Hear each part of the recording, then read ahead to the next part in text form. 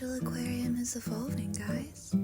Since my last video, I have added a lot more substrate and I've buried in this cave structure. I'm really excited to see what kind of activities go on with all these different hiding places and individual territories once this tank is populated. So none of this hardscape is glued down yet. So today we're gonna do that. Let's clean up this mess and get to work.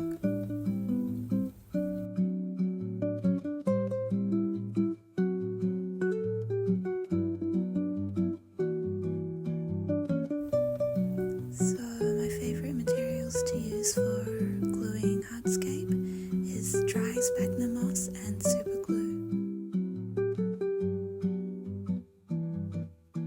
So I've packed sphagnum moss into the spots where I want it to be joined, and then I'm just adding super glue to that. The reason we do this is for a stronger connection. And this makes these structures really stable and long-lasting.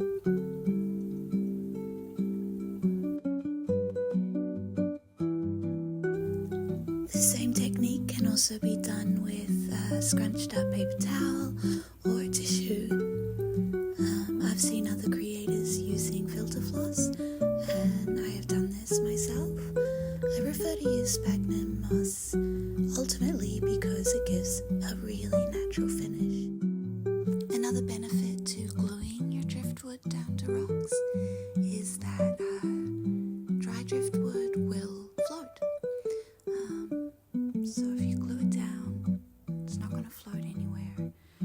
If you don't want to glue it down, you just need to let it soak for a really long time. Alright, let's wait for this to dry.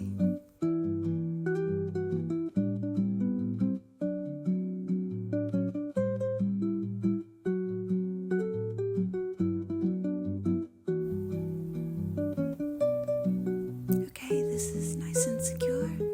The wood is definitely not going anywhere, and the structure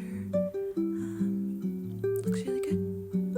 I'm going to add another piece of wood in to really create a really exciting space for the fish to interact with.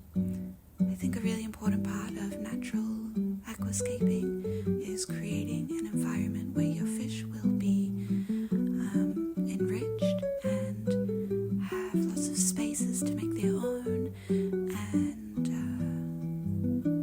it just really improves the quality of life for your fishies, and I think it's much better to have natural scapes with really engaging environments for your little critters.